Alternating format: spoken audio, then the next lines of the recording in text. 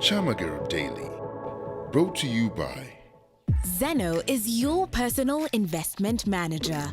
Use Zeno to invest in any financial goal. Anna's education, a dream home, the Subaru, that plot in Gayaza. You get the point. Zeno makes it easy for anyone to invest. You can invest alone, with a partner, family, as a club or company. Got a minute? Great! Simply select a goal, set your targets, and tell us about your attitude towards risk. Then, Zeno will recommend a strategy to grow your savings and execute your investments. Monitor your investments on the go and enjoy the peace of investing with a trusted manager. So, what are you waiting for? Get a free investment plan and start your journey towards that dream goal. Zeno is licensed and regulated by the Capital Markets Authority. Wonna w'osinzira okumpuliriza amakya ga leero, njagala okwebazaako nnyo nnyini ddala. Nsaasira ggwe afunye okusoomoozebwa okw'enjawulo, naye ate era n'enjozayoza naawe atuuse ku bwanguzi obutali bumu. Lunaku lwa Mande ya leero ennaku z'omwezi 17, njagala okusaasira producer wange Ronnie yafunye akabenje, ne Sulaiman Kigongo w'ebyemizannyo Radio 4. Njagala okubasaasira era n'okusaba nti Mungu abasuuse. Nagamba wiiki ewedde nti waliwo season gy'otuukamu ng'obubenje buyitiridde ne rest in peace. Bintiisa. Of course, ng'omuntu, I am human too, naye kinyongera okukkiriza nti Katonda alina amaanyi ku ffenna. Era mu mbeera efaanana bw'etyo, njagala ggwe ampuliriza amakya ga leero obeeko okusiima eri Katonda mu ddiini yo, oba oli musiraamu, oba oli mu adiventi, oba oli mu katuliki. Beera musiimu nnyo mu ekyo Katonda ky'asobodde okukuwa. Leero Monday, era leero ngenda kwogera naawe, ngenda kukola between Monday and Wednesday, ngenda kukola ku series ekwata ku emotional maturity. Bantu bangi nzize mbalaba nga balwana nakyo. Ngenda kwongera okukittaanya bwezuule bw'obanga okyalwana nakyo, na butya bw'osobola okukirwanyisa n'okivuunuka. Bakivuunuka si kyekintu ekigenda okukomerera obulamu bwo bwonna nti togenda kukyuka, nedda osobola okukivuunuka. So olunaku lwa Monday leero ngenda kwogera ku kye bayita information is not instruction. Mu buufu bwe bumu obwo njagala njogere naawe bwe nti buli lunaku waliwo omuntu agenda okuwa amagezi ku ssente zo. Buli lunaku ezo zennyini ze weekoledde, waliwo omuntu agenda okuwa amagezi ku ssente zo. You as a person. Oli ajja kugamba gula ettaka, omundi akugambe tandika bizinensi, omulala akugambe nti akati gwe gula $1 obeere nazo ezinaabula ozitunde. Buli information gy'ofuna si tteeka nti otambulirewo otandika ogiyingira, nedda. You don't have to put money mu buli opportunity gy'owulira. Ekyo njagala okitegeere bulungi. You don't have to put money in every opportunity you hear about. Oli bw'agamba nti kakati ate vanilla yaliko, byonna n'obitunda n'ogenda ttayo. I want to challenge you. Weebuuze nga kino, what am I investing for? Nsigira ki?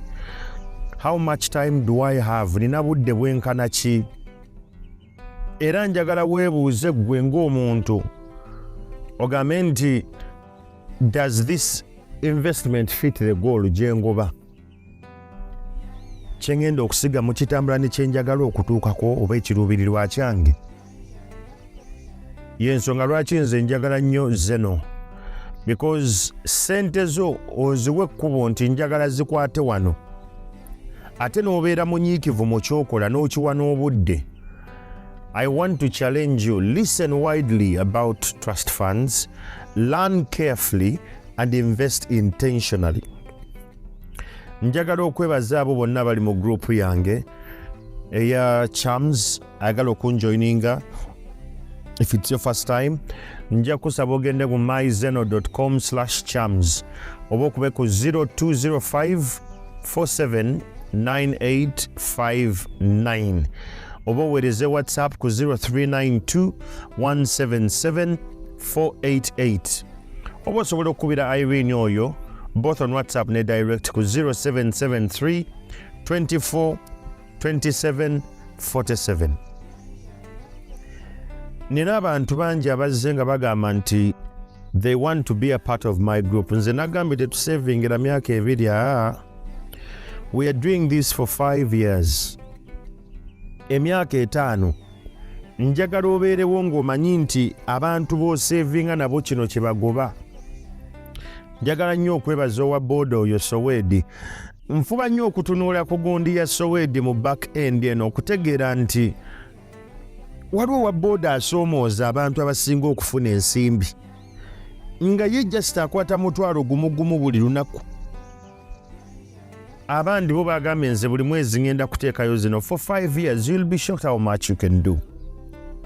So njagala obeebaza naye okugenda direct mu mboozi yaffe eya leero eya information is not instruction. Leero njagala otegeere lwaki buli kintu ky'owulira tekikwetaagisa kureactinga.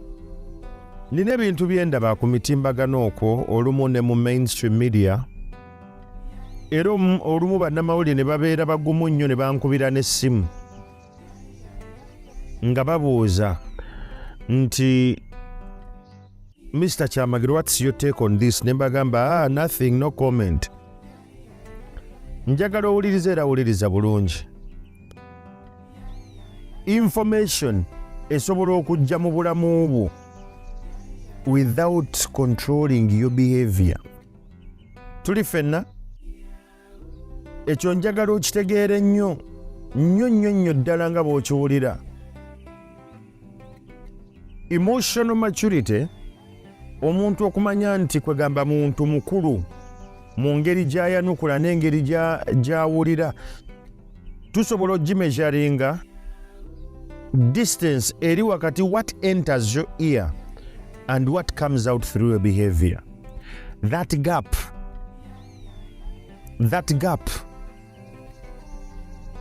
is what helps us to measure kye bayita emotional maturity. Tuli mu kweyubula. So ngenda mala ennaku 3 nga nku breaking that down kye bayita the maturity gap. Kigenda kuyamba nnyo okweyiga n'okuyiga abantu b'owangaala nabo. Si buli kintu ky'owulira nti kyetaaga opinion yo. Not everything you feel requires an expression. Waliwo olumu lw'ofiiringa ebintu n'obanga atakirabye. Ate era njagala okitegeere nti si buli criticism nti weetaaga okujja weedefendinge. Abantu bagenda kukunenya, tekikwetaagisa kuvayo weedefendinge. Era si buli kizibu nti kikwetaaga okujja okukyaŋŋanga head on, nedda. Era wenzije ngombe kugamba nti si buli kumanya oba buli information gy'ofuna. It is an instruction for you to take action. Kankunnyonnyole gap. Gap eno y'engeri gye weeyisa, engeri gy'olowoozaamu nga balina kye bakubuulidde oba ky'owulidde, n'engeri gy'oreactingamu gwe ng'omuntu. Quality y'obulamu bwo leero eri determined by what happens in the few seconds between stimulus and response. Stimulus, buli w'owulira ekintu kirina engeri gye kikukyamusa oba gye kikunyiiza, engeri gy'orespondinga. kankuwa ekyokulabirako. Mukyala ajja n'agamba bbaawe, n'amugamba ebimuli nga birungi, naye omulundi oguddako mbadde nsaba ongulire roses, njagala nnyo ebimuli birose. Omwami n'asirika. Mu kuddamu n'agamba nkitegedde naye sikyaddamu oggula bimuli. Kikulaga nti within seconds okusiima kw'omukyalo ono kwali kufuuse criticism. Yalabanga amunenya, era mu kumunenya oli n'atandika okirejectinga. Criticism became rejection and rejection became retaliation. Kyengezaako kulaga kye kino nti she gave information. Ono ye mu kureceiving information yagireceiving nga gwe bakomerera. Indictment. So the problem tebyali bimuli. The problem was everything his mind inserted between her sentence n'engeri gyayanukula. Omukyala agambye ebimuli mbyagala era neeyanziza nnyo neeyanzeege, naye mbadde nsaba omulundi ogudda kwandi ngulidde ebya looza. Sikyaddamu oggula bimuli. Gwe wabadde mu mutwe n'oŋŋamba nti nkugulire ebimuli. Gwe wandowoozesezza. Buli wowulira ebintu bwe bityo ebeera emotional immaturity. Emotion is information bw'oba obadde tokimanyi. Engeri gy'owulira, it is a data point. Faith yabeera ennyo mu data science. Emotion is information. Naye it does not mean it automatically tells you to take action. Olumu olina engeri gy'ogenda okuwulira naye nga kikwetaagisa obutabaako ky'okola. Abantu abaakuzibwa mu environments ng'obutakkaanya carried consequences, disagreements carried consequences, nti bw'oba tokkaanyizza na muntu ogenda kubaako ky'okakasa. Abaana abo baayiga okusirika era baayiga mangu. Tebabuuza bantu bakulu bibuuzo. Tebachallenging authority bwe bamugamba agamba yes sir, yes ma'am, yes sir, yes ma'am. Tebaagala kukola nsobi. Kubanga the back of their mind bagamba tetwagala kuswaza famire yaffe. So mu mbeera efaanana bw'ekyo, information can be associated with threats. Nti correction will feel like humiliation. Nti nze okukola ekyo bantuuze waka batandika okumbulya ngenda kulaba nga nswala. N'obutakkaanya feels like disrespect. Nti you've disagreed with your father. Kati ebbanga ly'onoomala nga tofuddeyo kukula emotionally, you become exhausting to communicate with okooya. Omwagalwawo buli waba tannayogera naawe asooka na editinga sentences because tayagala onyiige oba tayagala okitegeere bubi. Bw'oba olina abakozi ebiseera ebisinga bakweka nnyo ensobi zaabwe because bakimanyi mukama waabwe waazirabira abagobye. Bw'oba oli muzadde abaana batandika okukweka bye bayitamu. Not because oli muzadde mubi, naye abaana bo baayiga nti engeri mukadde waffe gy'asobola otwagalamu bino tulina bimukweka. Mikwano gyo beewala okwogera ku subjects ezigenda okunyiiza. Eventually n'otandika okucomplaininga nti nobody tells me about anything. Nti teri aŋŋamba ku bintu bino, ne mu mubeera eyo ne mubeera mu pate zammwe temumpita na kumpita. Because they learned not to tell you. Because you're emotionally immature. Njagala olowooze ku Munnayuganda eyakera ku makya n'afuluma eggwanga n'agenda akole. Ali mu Dubai, ali mu London, ali mu Toronto, ali mu Sydney. Bw'atuuka eyo ku mulimu gy'akolera, manager we n'amugamba nti weetaaga improving mu section eno. Ye kyawulira mu bwongo bwe nga manager amugambye nti wano weetaaga weeyongereko amaanyi, you need to improve. in this particular area of life, ye kyawulira they don't respect Africans. Yes, okusosola kubaawo, naye si buli muntu agenda okucorrectinga nti ogenda kinterpretinga through the lane of discrimination. Maturity investigates before concluding. Osobola okubeera ne mukamaawo nga si wa ggwanga lyo nagamba ekyo ogenda kigo kitereeza. Wiiki ewedde nakusomesa ku self pity, okubeera nga weesaasira nnyo. Mukama wo abeera mukama wo, tagenda kwogera naawe ng'akuwa enneema, osasulwa kukola ebyo bw'akugamba nti weetaaga oyongeremu amaanyi ku kino. Aba akirabye nti okisobola ne weetaaga kwongeramu maanyi. Njagala otunuulira ekitaale kya traffic, the traffic light, nga kyase red. Red means stop.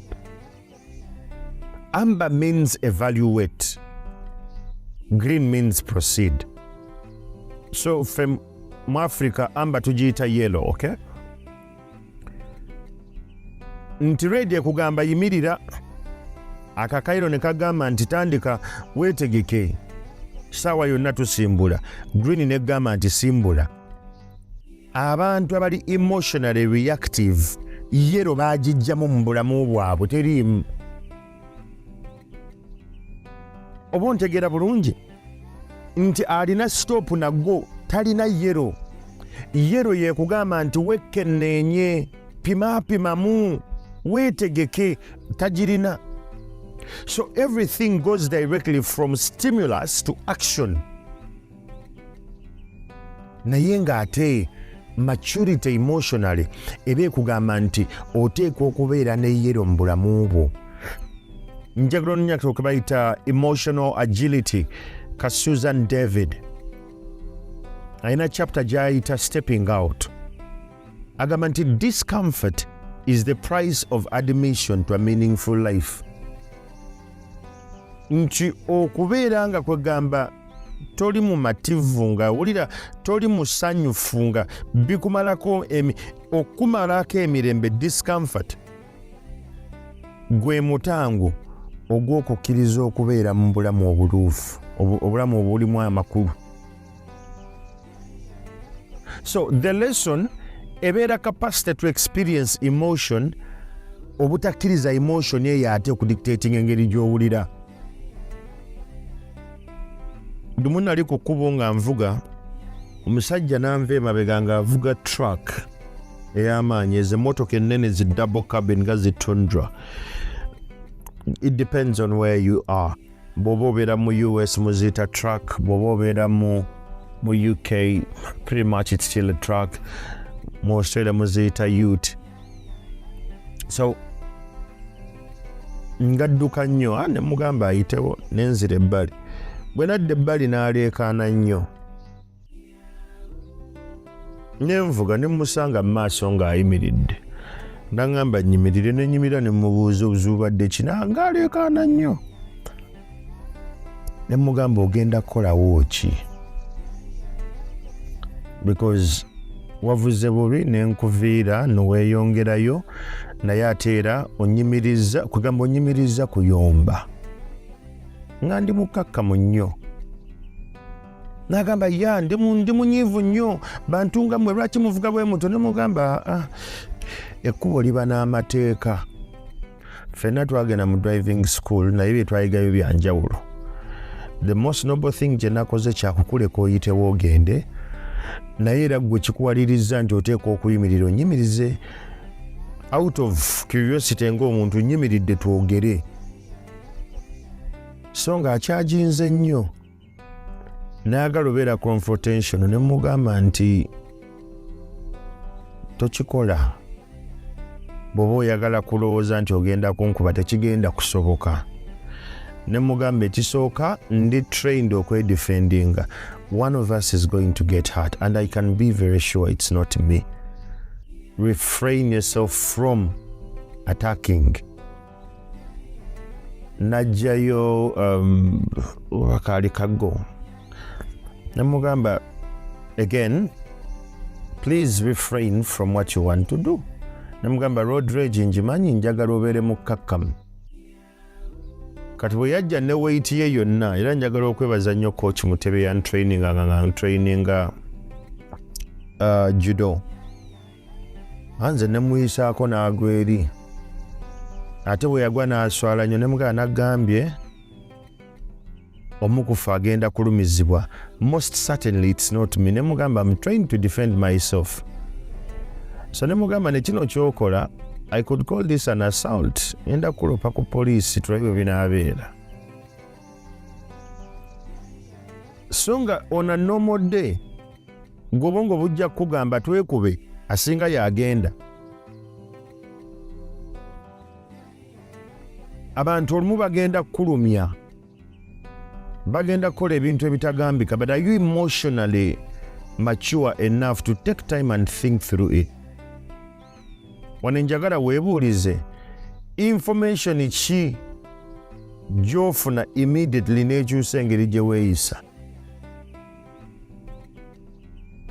Njagala weetunuulire ng'ofunye ka message ka mobile money ka you've received ng'eziguddeko si 8 si 5 mukadde 2 ne bugwako papap. That is information. Ekyusa etya engeri gy'olowooza. Era njagala weebuuze abantu ddala nze basobola okunsasula without paying an emotional price. Oba kuncorrectinga, can people correct me without paying an emotional price? Because buli muntu ajja okwogera naawe asooka kwetegeka nnyo emotionally nti tobinyiigiramu. Weebuuze gwa mpuliriza buvuyo bumekuba butabanka obwenkana ki bw'obaddemu because you reacted to what you assumed than what was said. Mbalaba nnyo abaddugavu abakolera eyo mu nsi ez'enjawulo, mbalaba nnyo. Oli bamugamba okukola ekintu n'agamba ekyo baakinkoze lwakubanga ndi muddugavu. Twagala nnyo okutusaasira, but that's a fact. Oli muddugavu. Bw'oba muddugavu ng'oli mu continent etali abaddugavu olina okukola 10 times better than other people. Njagala owandiike framework ya pause. P-A-U-S-E. P etegeeza pause physically. Gwe ng'omuntu mu buliwo yimiriramu ng'ofunye information empya osooka osale. Weebuuze kiki ddala kye boogedde mpulidde bubi oba what? Etegeeza ask what was actually said. Baagambye eki? Tombulira bya baagambye eki? I need to know the right words they said. The you understand before interpreting. Sooka otegeere ekintu nga tonnakivuunula nga gwe bw'okiraba. Sooka okitegeere. Because abasinga entegeera tetulina ne tuvuunula bulala. The S separate facts from feeling. Yawula amazima amatuufu ku ngeri gy'owulira. The E, then you elect your response. Olondeko. Lwaki nkwesiza ekigambo elect? Londa. Munda muggwe mulimu okwanukula okw'obusungu, okwanukula okw'obubuyabuya, okwanukula okulina clarity. Choose your response. Tuli mu kweyubula. Bino mbikugamba olw'ensonga ensangi zino ndabye abantu bangi nga engeri gye tuwulira ewamba nnyo amakulu ge tuba tulina. Emotions become hot enough. Obwongo bwaffe ne butandika okumanufacturinga meaning. Actually omuntu gy'ata communicatinze. Omwami najja n'agamba nti omanyi maama wange yakoze kino na kino naye kazo simanyi. Amangu ddala n'owulira nga nnyazaalawo omukyaye n'omukomerera. Naye ng'omwami abadde akubulirako obuwulizi ngeri gy'awulira. Takugambye nti simbula. negwe n'otandika n'ogamba nze yenna anyiiza nange nyiigirawo. Oba boosi we asobola okuweereza message n'agamba nti can we talk tomorrow morning? Boosi we agambye nti twogeremu enkya, n'agikomyawo. Ne by midnight obwongo bukugamba nti bakakufayalinga emirundi 6. N'otandika okujjukira buli mistake gy'okoze ku mulimu, n'otandika okukalikyulatinga sente ezimala, n'otandika okwebuuza kati ogenda kukola mukyala ogenda mugamba ki, n'ogenda n'updatinga CV yo, n'oteebaka. Zigenda owera ssaawa emu ey'okumakya, ssaawa nga 3 ez'okumakya. Mukama wo n'akuyita n'agamba by the way tubadde tukonsideringa ku project eno empya gye tugenda okukola. Naye nga wamaze essaawa 8 eggulu olimu ekiro nga oli mu kwebonyaabonya. Created by forwards and an imagination. Nti gwabadde n'okulowoolereza okukwo. Nine nabuuza abasajja lumu nga tuliyo mu kampu ne mbabuuza abaami. Omukazi bw'agamba we need to talk. Kikyotegenaga amanya mba n'ensobi. Ne mbabuuza ekyo ani yakibagamba? Ani yakiteekawo nti omusajja ne bamugamba we need to talk? Kitegeeza bagenda musalira musango. Si bwe kiba.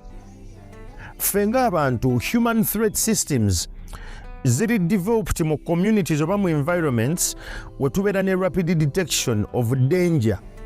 Buli w'obeera mu environment ng'olina detection y'akabaate essaawa yonna, engeri gy'olowoozaamu okusurvivinga edda waggulu nnyo. Nti buli kyolaba ekitambula mu bisubi olowooza musota. Modern threats ze tulina leero ziva nnyo ku email, ku message, facial expressions and ambiguous conversations. Waliwo emboozi ezimu z'ogamba nze engeri gye nabye boosi gy'ayogeramu essaawa yonna bagenda kungoba.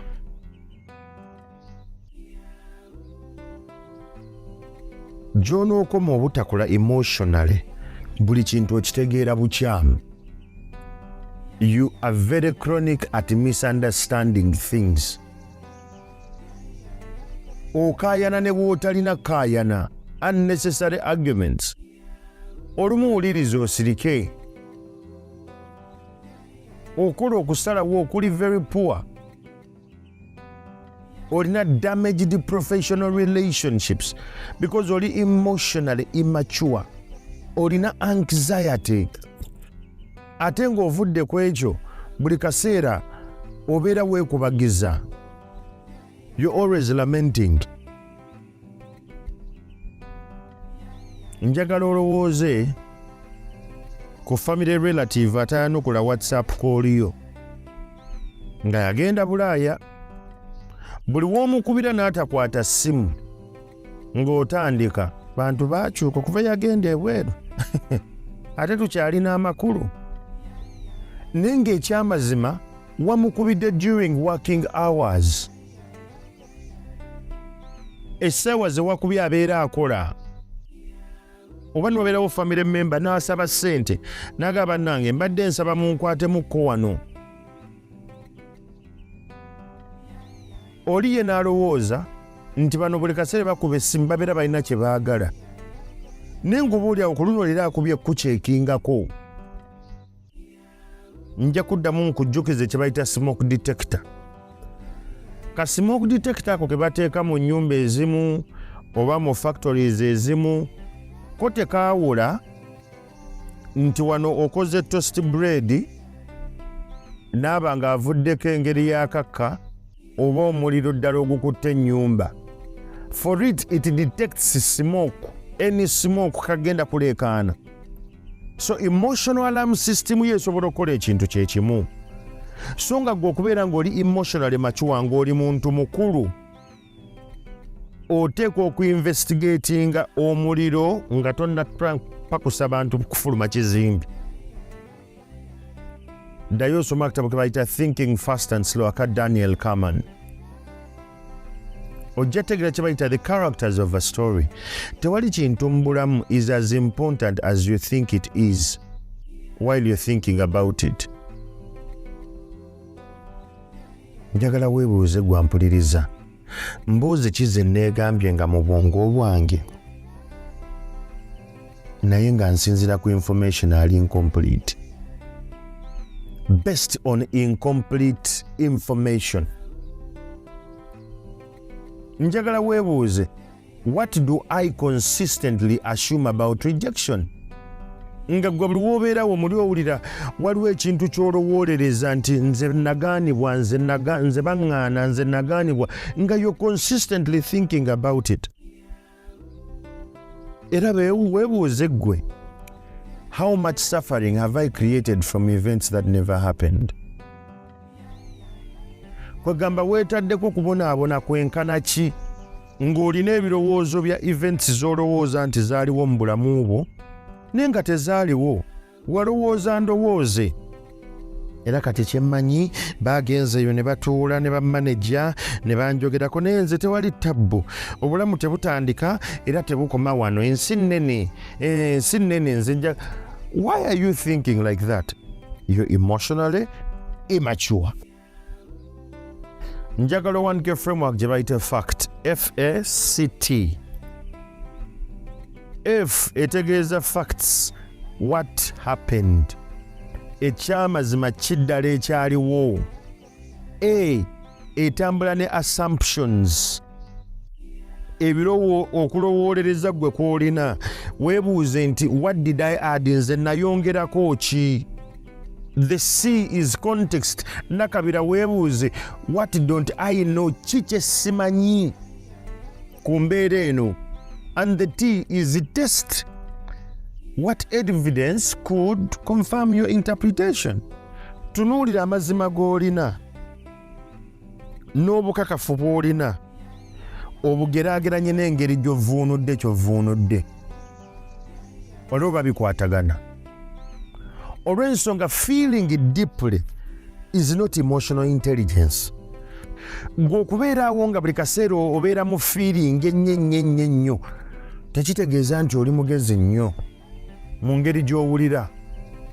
Emotional intensity eyo ebiseera ebisinga etubuulira how strongly you feel, not how accurately you understand. Nti oli emotional nnyo, oyiwawo omusaayi era oyiwawo omubiri naye nga totegeera by'oyirawo omubiri. Kangu ekyokulabirako, bataata babiri baafuna essimu okuva ku ssomero, babagamba nti abaana bwe babadde balwana. Taata omu yatuuka aleekaana nti omulenzi aliwo yakutte ku mutabani wange, yaliwa? Taata owokubiri n'abuuza, njagala kumanya ki ekyabaddewo nga tebannalwana. Bano bataata bombi bakulaga nti bombi baagala abaana baabwe era bombi balina same protective instinct, naye maturity yaabwe yanjawulo. Taata omu azze n'amafuta n'omuliro, ayagala ku-escalatinga mbeera, omulala ayagala kusooka kunoonyereza.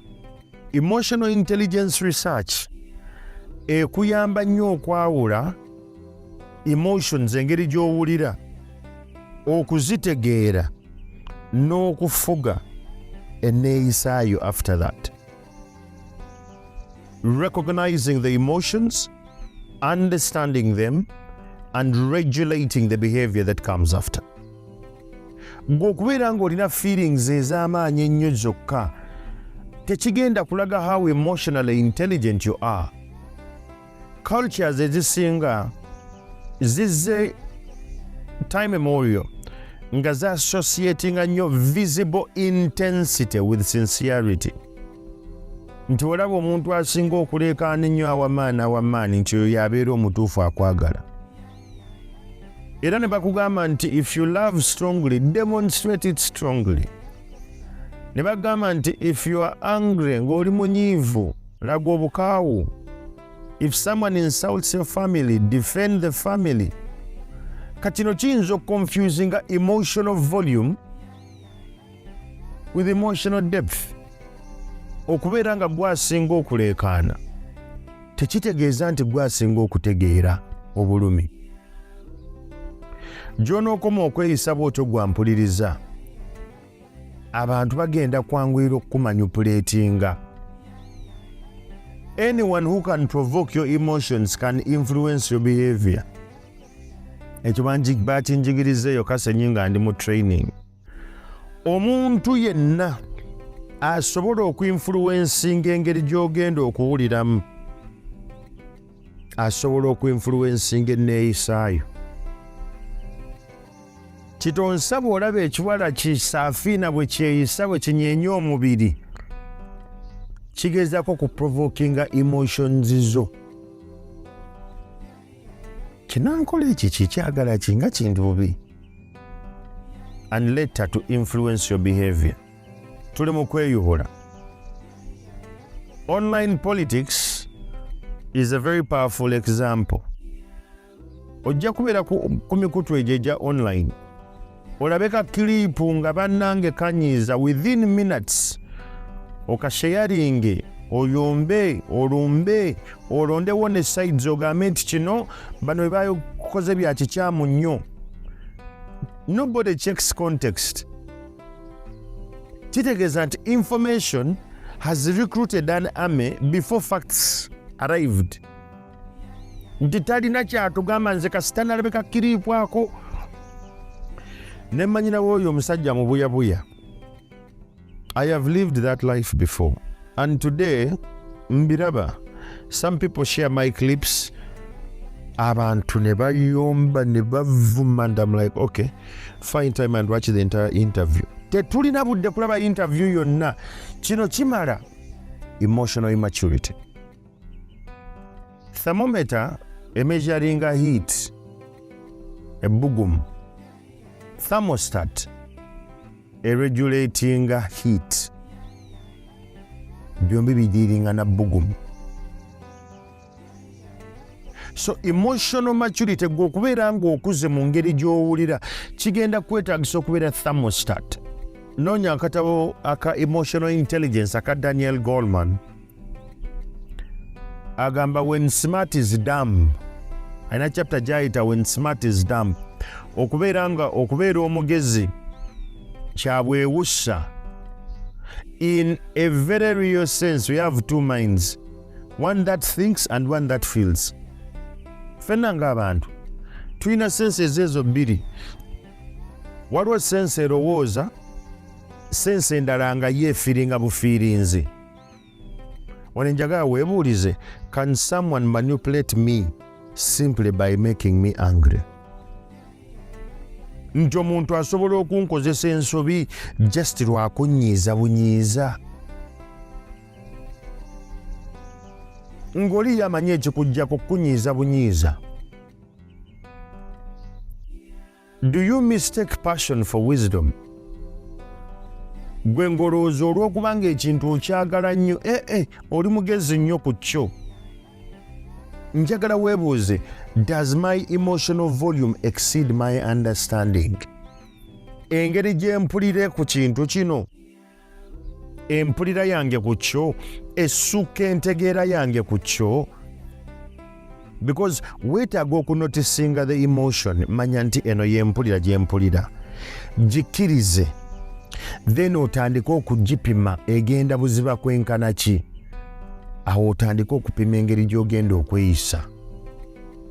Tuli mu kweyuhula. Era bw'obanga oli muntu ali eyampuliriza amakya ga leero, ng'olumu olina w'otuuka n'owulira nga buli kimu kiri urgent. You feel everything is urgent. Leero ngenda kukubuulira lwaki ofiringa bw'otyo. Because urgency is something anxiety wears as clothes of responsibility. Okubeera nga buli kimu olaba kwegamba tekirinda kino tulina okukikolerawo amangu, oyo abeera anxiety. Ng'ayambadde essuuti y'obuvunaanyizibwa kati gwe mulingo olaba nti kino nakimala mangu. Message neetuuka ku ssaawa 5:47 ez'ekiro. Amangu ddala n'otypinga response, n'ogideliitinga, n'oddamu n'ogiwandiika n'ogiweereza. Enkeera bw'okeera n'oddamu n'ogisoma, olaba nga yanjawulo. Olw'ensonga olina okwetonda for something that could have been solved by sleeping. Muntu asobola okuweereza email n'ogireka bwe nalina akatandika okukola n'abazungu nga balina omuze ogukwereza emails ez'okumukumu ogwo nno omuzannyo gwabwe yenna akola n'abazungu agumanyi bakwereza emails ez'okumukumu n'omala ebbanga ng'oli mu luupu yakwennyonnyolako you're just defending yourself naye nga toli mu kukola work ne batuuka te ne bakubuuza nti kati byobadde okola byebirano ga naye mummalidde obudde ne bagamba naye so the goal is to make you look incompetent gwe bw'oba tokolanga n'abazungu njagala kino okitegeere bulungi nti omuntu ajja kutuula naawe mu meeting akugambe nti abo oba weetaaga obuyambi you can always come and ask for help literally bagamba totusaba buyambi byekolere ate bakuyambako okubikolera you'll bear with me bwe bakuyambako okukola ebintu ebyo baddayo ne boogera ne baboosi ne bagamba nti oli incompetent because be babikoze so your position gets nengoli yagamba nti bw'oba oyagala nkuyambe jangu nkuyambe naye bw'amala okikkolera nga awandiikira oba nga gamukama we kirina kimuyambyeko ne kirina kimuyambyeko ali incompetent tetugenda mumwetaaga oyo wano so kikwetaagisa okuyiga abantu bano boodiiringa nabo ne natuuka lumu sajja ali mu China nagamba bano bakubisa speed namugamba nagamba bano bakubisa speed emails toddamu kuziwuliriza kasita ziwera ssaawa 11 ate email yonna gye baweereza ebeera n'essaawa 24 okugiddamu ekintu bwe kiba kibadde agent omuntu aweereza email n'akukubirako n'essimu naye kiba kiyise ku email ebeera n'essaawa 24 okukyanukula. I was a young boy nkyali ku university, you know. Tuli mu kweyubula. Njagala gwe ng'omuntu otunire decisions z'okola. Oba zigenda kuyamba. Obadde aziraga nti oli muntu mukulu mu ntegeera. Kosti y'obutakulayo ogenda kubeera ne permanent consequences from temporary emotions. Kitegeeza ki? Nti kitonsa kino kisaafiina kigenda kubugumya. Obugume kifuna olubuto kikugambe nti kirujjaamu. Permanent consequences from temporary emotions. Ogenda wandika texts oziweereze bakama abo. Oweereze mikwano gyo yombe weeyuze. Ogenda ku resigninga because bakugambyeko ate mugambwako munnange ennaku zino. You're going to end particular relationships because you're emotionally immature. Ogenda kukwata ebintu by'otalina kussa mu lwatu obisse mu lwatu public. Gwe ng'omuntu because you just want to impress. Ense kukwata akabadiya. Ogenda kola financial decisions. Ogambe sente zange kanzirieko bwenzirya. Zizo. That is a temporary decision. Mu family WhatsApp eyo abantu abamu baafuuka ba emotion accelerators. Ntwaberawo obutakkaanya. They can now reach 4 continents before breakfast. Nti obutakkaanya wandikomye waka. Tuba tetunalya kyamisana nga baba w'e London wamukubidde, baba ali e Dubai wamukubidde, senga ali e Denmark abitegedde dda. Ekintu ne kitabuka. Wulira, basajjon bano abasawo abalongoosa abantu. They don't operate simply because someone screams. Nti olw'okubanga okuba enduulu ey'amaanyi bagenda kukolako nedda. Basooka ku diagonalizinga tugenda kujjanjaba kiyeetaaga okusalwa oba nedda. Noonya katabo bakayita The Chimp Paradox ka Stephen Peters. It's the psychological mind. Yagamba nti the chimp is an emotional thinking machine. Eyo chimpanze gy'olaba era nagenda ekibala National Forest Reserve nakiraba. Wenjagala noweebuulize, what have I damaged because I could not wait? Bintu ki gwe bye weeyonoonera because wali tosobola kulinda? Njagala weebuuze, why does silence make me uncomfortable? Okubeera awo nensiriikira, lwaki kinnumya omutwe? Lwaki sikisobola? Era kiki kyensobola okweyongerako singa nfuna akadde nendwawo okwanukula nentwala essaawa wange emu nga sinnayanukula? Wait. Lindamu. Walk away. Assess the urgency. Pima mu lwaki baagala tukikolerewo kati. Investigate the facts. Olyoka responding. Maliriza nkugamba bwe nti tandika okufuuka omuntu asobola okuholdinga information. Maturity ebeera psychological.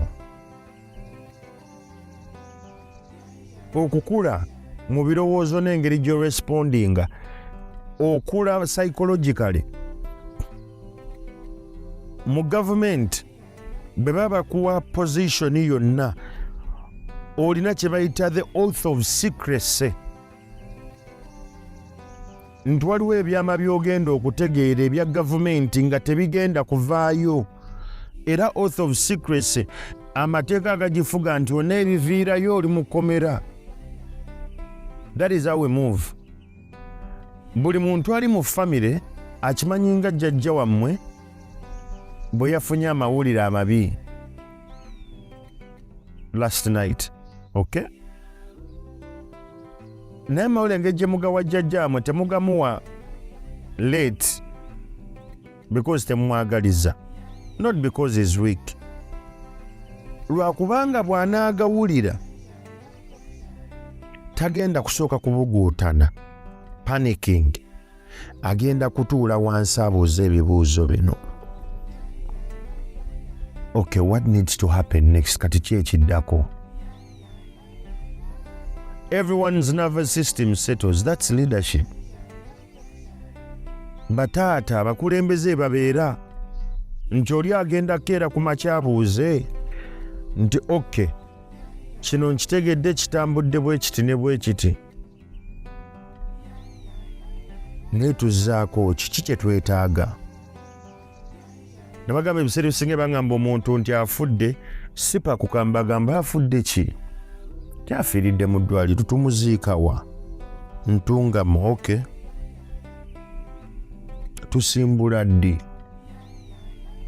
Namba yaani gwe tuba tukwataganya naye nti kale aneeyongerayo facts. Because embeera sobola gikyusa, yafudde. The best I can do is to pay my last respect. Nga neeyongerayo.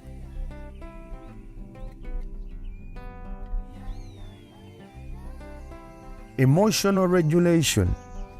Okwefuga mu ngeri gy'owulira. Kibeera ne psychological flexibility. Oba distress tolerance. Nti olumu oyita mu mbeera emu n'ogamba eno ngenda gigumira bugumizi. Because small cups overflow quickly. Buli bw'obeera nga endaba yo ey'ensi eringa akakopo akatono, bwe bakayiwamu amazzi gangwa mangu okubunduka. Gy'onookoma okuyaayaana ennyo okuyiga emotional maturity, size ya container ye egenda kukyuka. Wano njagala weebuuze ekibuuzo kino. How much difficult truths can I carry without being chaotic? Nze Andrew Kyamagero nkukkiririzaamu nnyo neebaako kyokola. Baako abantu bana bootegeeza program eno nti Monday ku Friday 11 mpaka 12 tuba tuli mu kweyubula. Tokomaawo, nja kusaba era obategeeze nti amaanyi gali mu bo.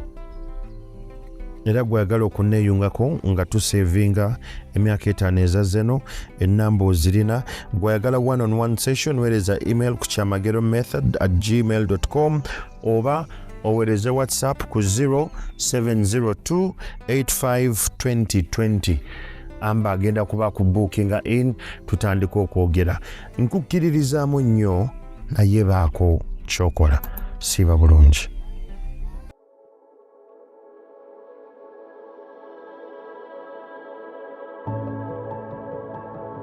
Kyamagero Daily, brought to you by Zeno is your personal investment manager. Use Zeno to invest in any financial goal. Anna's education, a dream home, the Subaru, that plot in Gayaza. You get the point. Zeno makes it easy for anyone to invest. You can invest alone, with a partner, family, as a club or company. Got a minute? Great! Simply select a goal, set your targets, and tell us about your attitude towards risk. Then, Zeno will recommend a strategy to grow your savings and execute your investments. Monitor your investments on the go and enjoy the peace of investing with a trusted manager.